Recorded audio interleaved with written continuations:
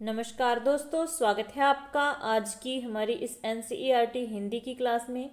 तो हम लोग तैयारी कर रहे हैं एचटेट 2023 टीजीटी पीजीटी हिंदी की, जो कि आपका एग्ज़ाम है, बहुत ही पास है। एडमिट कार्ड भी आपके आ चुके हैं। ठीक है, तो आज की जो हमारी क्लास है स्पेशल टीजीटी हिंदी को लेकर रहेगी, जिसमें हम लोग बसंत भाग 1 से प्रश्न डिस्कस करेंगे। क्लास अच्छी लगे तो लाइक ज़रूर कर देना। चैनल पर नए हो तो चैनल को सब्सक्राइब कर लेना। हम लोग हिंदी पढ़ते रहते हैं, चाहे हिंदी व्याकरण हो, हिंदी साहित्य हो या फिर एनसीईआरटी हिंदी हो। इसके अलावा टेलीग्राम चैनल को ज़रूर ज्वाइन कर लेना। वहाँ पर आपको जो ज़रूरी पीडीएफ होगी वो शेयर कर दी जाएगी। तो शुरू करते हैं फिर आज की हमारी ये क्लास। वह चिड़िया जो कविता केदारनाथ अग्रवाल की है, इसका मूल भाव क्या है? ये है आपका प्रश्न। तो इसका मूल भाव क्या है? चिड़िया की स्वतंत्रता का भाव है, या पक्षियों की स्वतंत्रता का भाव है, या एक चिड़िया की विशेषताएं बताना है, या फिर चिड़िया के माध्यम से मनुष्य के महत्वपूर्ण गुणों को उजागर करना है। तो यहाँ पर जो हमारा राइट आंसर हो जाएगा ऑप्शन नंबर 4 हो जाएगा। ये तीनों ही गलत हैं। गलत क्यों कह सकते हैं? हमने पूछा है मूल भाव है। ठीक है, तो मूल भाव इसमें क्या आएगा? चिड़िया के माध्यम से कवि ने मनुष्य के महत्वपूर्ण गुणों को उजागर किया है। ठीक है, नेक्स्ट हमारा प्रश्न है, निम्न में से चिड़िया के विषय में कौन सी बात असंगत है? एस्टेट में एनसीईआरटी से हर बार ही प्रश्न पूछे जाते हैं, आपको पता है। और रचनाओं को आपने खास करके याद रखना है कि किसकी रचना कौन सी है, क्या विधा है। उसकी क्लास में अपलोड पहले ही कर चुकी हूँ, काफ़ी दिन पहले, उसको ज़रूर देख लेना। इसके अलावा आज मतलब इस बार जो आपका सिलेबस है ना, उसमें लिखा है कि जो भी रचना है उसके अंदर से भाव, मूल भाव से प्रश्न बनेंगे। तो उसी तरीके से मैंने बनाने की कोशिश की है। तो निम्न में से चिड़िया के विषय में कौन सी बात असंगत है?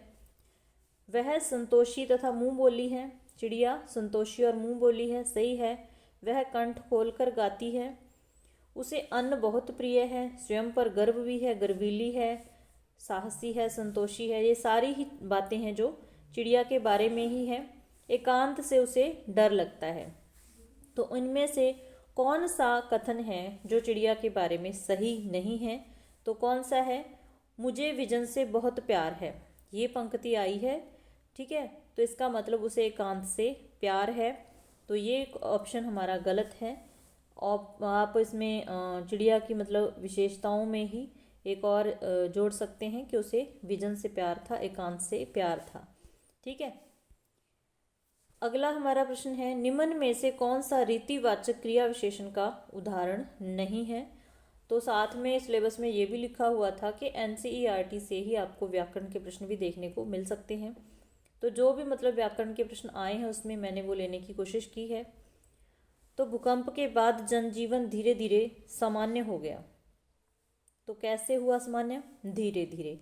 रीतिवाचक क्रिया विशेषण वो होता है जो मतलब क्रिया किस तरीके से संपन्न हुई है। रीति मतलब तरीका होता है ना, क्रिया के संपन्न होने का हमें तरीका बताता है, वो होता है रीतिवाचक क्रिया विशेषण।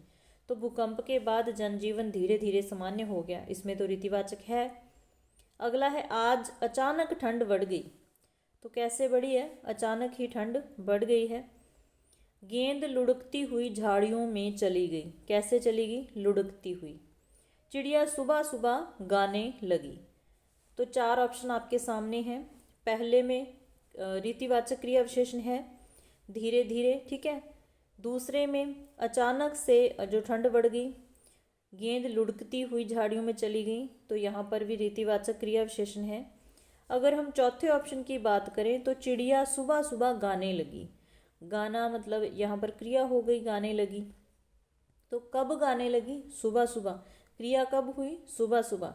तो यहाँ पर कालवाचक क्रिया विशेषण का ये उदाहरण आ जाएगा। ठीक है, आगे है, अगला हमारा प्रश्न है, सामने आकाश पर सूर्यास्त हो रहा है। गुलाबी सुनहरी धारियाँ नीले आकाश आसमान पर फैल रही हैं। दूर दूर फैले पहाड़ों के मुखड़े गहराने लगे और देखते देखते बत्तियां टिमटिमाने लगी। यह किस रचना से संबंधित गद्यांश है। तो बीच में से ही पंक्तियाँ पूछी जाती हैं। ये तो एस्टेट का मतलब जो रिवाज पुराना ही है, तो इस बार भी ऐसा पूछा जा सकता है। तो इस तरीके से आपको रचना से मतलब रूबरू होना जरूरी है। तो ये किस पाठ की पंक्तियाँ हैं? क्या ये अक्षरों का महत्व से ली गई हैं, क्या नौकर से ली गई हैं, या वन के मार्ग में, या बचपन से? तो इसमें जो पंक्तियाँ हैं ये बचपन से ली गई हैं, जो कि एक संस्मरण है। ठीक है, किसका है? कृष्णा सोबती का है। एक रचना को याद रखना है, किसकी है ये रचना? कृष्णा सोबती की, बसंत। अगर हम अक्षरों का महत्व की बात करें तो ये भी एक निबंध है। ये भी एक क्या है? निबंध है। किसका है? गुणाकर मूले का। याद रखना है, गुणाकर मूले का निबंध है अक्षरों का महत्व। अक्षर हमारे लिए गुणकारी हैं, ये याद रख लेना। किसका है? गुणाकर मूले का। नौकर भी निबंध है। किसका है? अनुबंधोपाध्याय का। ठीक है, याद रखना है। नौकर किसकी रचना है? एक निबंध है अनुबंधोपाध्याय का। वन के मार्ग में एक कविता है। कविता किसकी है? ये तुलसी दास की। ठीक है, तो तीनों ही रचनाओं के लेखक याद रखने हैं। अक्षरों का महत्व गुणाकर मूले, नौकर निबंध है अनुबंधोपाध्याय का, वन के मार्ग में कविता है तुलसीदास जी की, बचपन संस्मरण है कृष्णा सोबती का। नेक्स्ट हमारा प्रश्न है, निम्न में से कौन सा एक संख्यावाचक विशेषण का उदाहरण नहीं है? ठीक है, तो ये भी आपकी एनसीईआरटी के ही वाक्य हैं। 2 किलो अनाज दे दो, मुझे 2 दर्जन केले चाहिए, कुछ बच्चे आ रहे हैं, सभी लोग हंस रहे हैं। तो सबसे पहले आपने किस चीज़ का पता करना है? आपको पता है कि जो विशेषण होते हैं ज़्यादातर संख्यावाचक और परिमाणवाचक से प्रश्न पूछा जाता है। तो पहले आपने ये देखना है कि इसमें संख्यावाचक विशेषण है या परिमाणवाचक। मतलब कि जिस चीज़ की बात हो रही है क्या हम उसको गिन सकते हैं या उसका जो व्यवहार है नाप तोल के होता है। ठीक है, तो 2 किलो अनाज, मुझे 2 दर्जन केले चाहिए, तो ये तो हो गया संख्यावाचक का। ठीक है, कुछ बच्चे आ रहे हैं, कुछ का मतलब 2 4 5 इतने भी हो गए, इसका मतलब इसको हम गिन रहे हैं, तो ये अनिश्चित संख्यावाचक हो गया। ठीक है, सभी लोग हंस रहे हैं, सभी में 10 भी हो सकते हैं, 5 भी हो सकते हैं, तो ये भी अनिश्चित संख्यावाचक हो गया। ठीक है, मुझे 2 दर्जन केले चाहिए, तो ये क्या है? कितनी दर्जन चाहिए? 2 ही दर्जन मांगे हैं। ठीक है, तो ये निश्चित क्या हो गया? हमारा संख्यावाचक। ठीक है, ये भी क्या हो गया? निश्चित संख्यावाचक। अब ऊपरला जो हमारा रह गया 2 किलो अनाज, तो अनाज को हम लेते हैं तो तोल के लेते हैं, तो इसका मतलब ये परिमाणवाचक विशेषण का उदाहरण हो गया। ठीक है, तो कितने किलो अनाज चाहिए? 2 किलो, इसका मतलब निश्चित परिमाणवाचक विशेषण ये हो गया। मुझे 2 दर्जन केले चाहिए, ये भी क्या है? निश्चित संख्यावाचक हो गया। ये अनिश्चित संख्यावाचक हो गया, ये भी अनिश्चित संख्यावाचक हो गया। जो पहला ऑप्शन है वो क्या है? निश्चित परिमाणवाचक विशेषण का उदाहरण है। ठीक है, तो यहाँ पर राइट आंसर हमारा ऑप्शन नंबर 1 ही हो जाएगा। ठीक है, अगला हमारा प्रश्न है, नादान दोस्त कहानी में कॉर्निस पर चिड़िया के कितने अंडे थे? तो बीच में से प्रश्न किसी भी तरीके से बन सकते हैं, तो आपको ध्यान रखना है कि नादान दोस्त जो कहानी है एकांकी है, उसमें कितने अंडे थे? 3 अंडे थे। कितने अंडे थे? 3 अंडे थे नादान दोस्त कहानी में। ठीक है, कॉर्निस पर रखे हुए थे और बच्चों ने उनकी हिफाजत करने के चक्कर में उनको मतलब हाथ लगा लिया, और जिस अंडों को कोई हाथ लगा ले तो चिड़िया उसको सेकती नहीं है, इसीलिए उसने नीचे गिरा दिए चिड़िया ने और वो टूट गए। ठीक है, केशव बच्चे का नाम था, लड़के का नाम था, और श्यामा लड़की का नाम था। नाम भी ध्यान में रखने हैं। जब बच्चे अंडे देखने की कोशिश कर रहे थे, तो मतलब छोटे छोटे बच्चे थे, उनको था कि हमने अंडे देखने हैं। उनको जब पता चला कि 2 एक चिड़ी चिड़ा दो मतलब अंडों की देखभाल कर रहे हैं, तो उन्हें था कि हमने अंडे देखने हैं। तो इस चक्कर में वो कोशिश कर रहे थे अंडे देखने की। तो कॉर्निस पर पहुंचने के लिए नीचे स्टूल रखा, फिर ना पहुंचे तो स्टूल के ऊपर नीचे क्या रख लिया। तो ये भी प्रश्न है, मतलब कि पहले उन्होंने एक स्टूल रखा ऊपर देखने के लिए, जब नहीं पहुंच पाए तो स्टूल के नीचे कुछ और चीज़ रख दी। तो वही यहाँ प्रश्न है, आपने बताना है कि क्या रखा था। क्या एक और स्टूल रखा था, क्या चारपाई रखी थी, नहाने की चौकी रखी थी, या एक कुर्सी। तो यहाँ पर राइट आंसर हो जाएगा नहाने की चौकी। ये छोटी छोटी चीज़ें भी पूछ ली जाती हैं, जो मतलब HPSC स्क्रीनिंग एग्ज़ाम में प्रश्न पूछे गए थे। तो मतलब कई बार हम सोच भी नहीं सकते कि ये भी पूछा जा सकता है। तो उसी तरीके से मैंने बनाने की कोशिश की है। सत्याग्रह कहानी के लेखक कौन हैं। तो सत्याग्रह कहानी के लेखक आपने बताना है कौन है। तो यहाँ पर सही आंसर हो जाएगा हमारा प्रेमचंद। ये सीधी सीधी रचना नहीं आई है सामने, रचना के बीच में ही इसका जिक्र हुआ है। जैसे नादान दोस्त प्रेमचंद की ही कहानी है ना, तो उसी में सत्याग्रह कहानी का जिक्र आया है। तो ये पूछा जा सकता है किसकी है, प्रेमचंद की।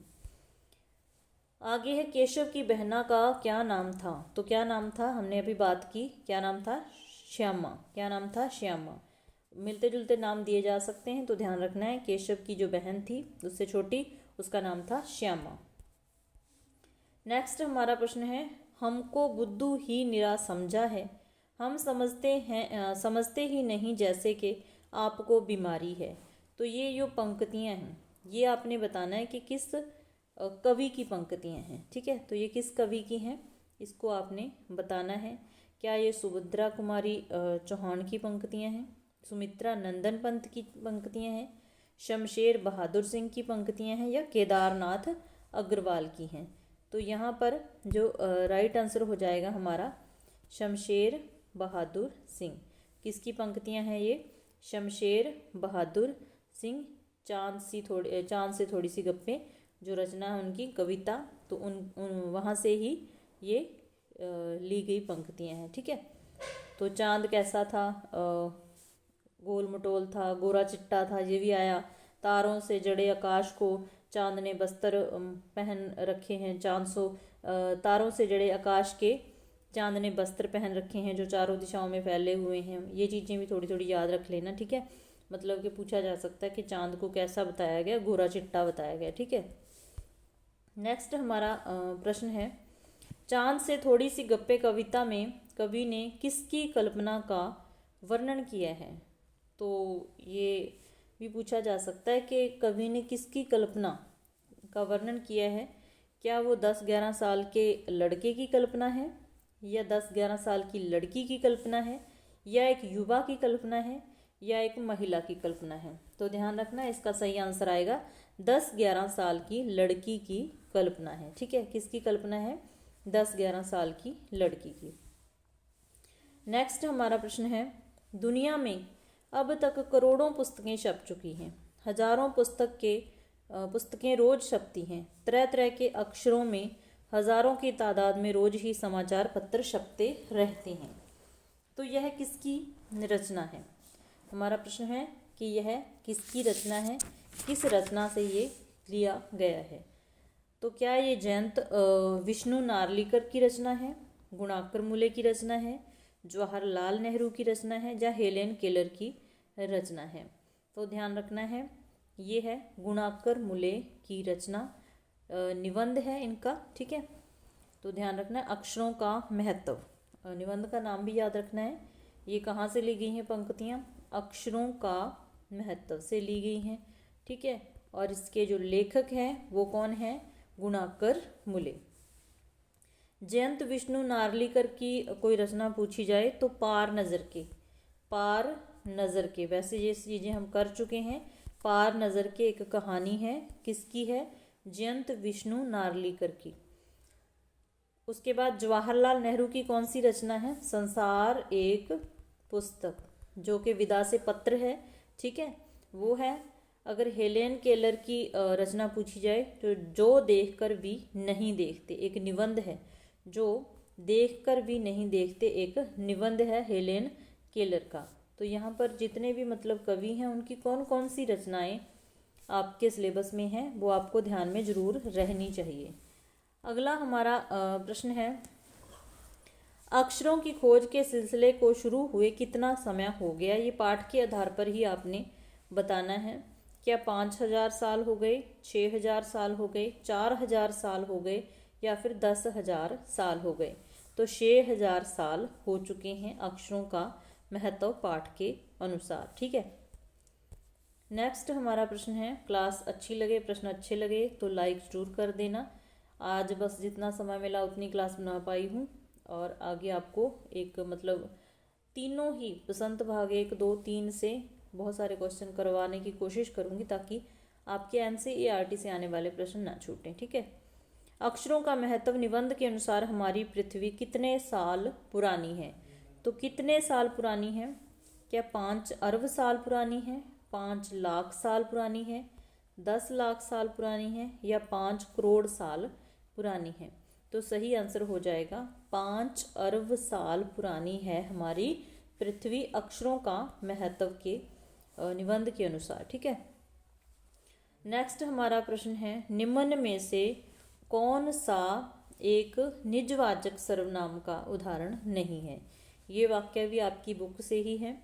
मैं अपने आप घर चली जाऊंगी, बब्बन अपना काम खुद करता है, सुधा ने अपने लिए कुछ नहीं खरीदा, आप बहुत मेहनती हो। तो आपको ध्यान रखना है कि एस्टेट का फेवरेट है निजवाचक सर्वनाम। हर बार ही प्रश्न आ जाता है यहाँ से। ठीक है। यहाँ भी किसी के काम खुद से करने की बात हो, चाहे आपके चाहे किसी दूसरे के, कोई भी बंदा अपना काम खुद कर रहा है तो इसका मतलब क्या है, वहाँ निजवाचक सर्वनाम है। मैं अपने आप घर चली जाऊंगी मतलब काम अपने आप हो रहा है, जो भी है। ठीक है। बब्बन अपना काम खुद कर रहा है तो बब्बन जो है वो भी अपना काम खुद कर रहा है। सुधा ने अपने लिए कुछ नहीं खरीदा तो अपने लिए ही उसने कुछ नहीं किया। तो इस यहाँ पर भी क्या आ गया, निजवाचक। आप बहुत मेहनती हो, तो आप एक ऐसा शब्द है जिसका प्रयोग निजवाचक सर्वनाम में भी होता है और किसी को सम्मान देने के लिए भी होता है। यहाँ पर आप बहुत मेहनती हैं मतलब विशेषण आ गया, उसका मेहनती होना क्या है, उसका विशेषता है वो मेहनती है। तो यहाँ पर आप किसी को सम्मान देने के लिए कहा गया है तो ये निजवाचक सर्वनाम का उदाहरण नहीं है। तो यही हमारा सही आंसर है। अगला हमारा प्रश्न है, ऐसे ऐसे विष्णु प्रभाकर की रचना है। साथ में प्रश्नों में भी आपके उत्तर हैं, ध्यान से देखने हैं। ऐसे ऐसे किसकी रचना है, विष्णु प्रभाकर की। इसकी विधा पूछी गई है कि ये क्या है, क्या एक कहानी है, कविता है, निबंध है या फिर एकांकी है। तो यहाँ पर सही आंसर हो जाएगा ये एक एकांकी है। ऐसे ऐसे एक एकांकी है। जो एक लड़का था वो स्कूल नहीं जाना चाहता था क्योंकि उसका होमवर्क पूरा नहीं था, तो उसने ये बहाना बनाया। उसे ये तो नहीं सूझा कि मैं क्या कहूँ। वो अपनी माँ से कहता है कि मेरे पेट में ऐसे ऐसे हो रहा है। माता पिता परेशान होते हैं कि ये ऐसे ऐसे कोई नई बीमारी हो गई। बस बार बार एक ही बात कहे जा रहा था कि ऐसे ऐसे हो रहा है, ऐसे ऐसे हो रहा है। डरते डरते उन्होंने वैद्य जी को बुलाया। वैद्य जी को मतलब वैद्य जी देख के गए, जो भी उन्हें बेहतर लगा दवाई वगैरह दी और लास्ट में उसके पिताजी ने 5 रुपये दिए। ये भी ध्यान रखना कि वैद्य जी को कितने रुपए दिए, 5 रुपये दिए। फिर डॉक्टर को बुलाया, डॉक्टर ने अपनी दवा दारू बताई और डॉक्टर को 10 रुपये दिए। ठीक है। लड़के का नाम मोहन था और 8-9 वर्ष का लड़का था। ठीक है। वो असल में क्या था, वो स्कूल नहीं जाना चाहता था, उसका काम पूरा नहीं था। तो ऐसे ऐसे ये एक एकांकी है, ध्यान रखना है। ठीक है। स्टोरी ऑफ लाइफ किसकी आत्मकथा है, मोस्ट इम्पोर्टेंट क्वेश्चन है मेरे अनुसार। तो ये किसकी है, हेलेन केलर की है, अलेक्स एम जॉर्ज की है, साहिर लुधियानवी की है या फिर सुंदरम रामस्वामी की है। तो ये किसकी है आत्मकथा। तो ये आत्मकथा है हेलेन केलर की। किसकी है, हेलेन केलर की। और इन्होंने निबंध लिखा है जो देखकर भी नहीं देखते, जो आपके सिलेबस में है। एलेक्स एम जॉर्ज की कौन सी रचना आपके सिलेबस में है, सांस सांस में बांस, जो कि एक निबंध है। एलेक्स एम जॉर्ज, सांस सांस में बांस। साहिर लुधियानवी की रचना है साथी हाथ बढ़ाना, एक गीत है। सुंदरा रामस्वामी की सुंदरम नहीं है, यहाँ पर सुंदरा है। सुंदरा रामस्वामी की रचना है टिकट एल्बम। टिकट एल्बम एक कहानी है। ठीक है, तो चारों ही ऑप्शन याद रखने हैं।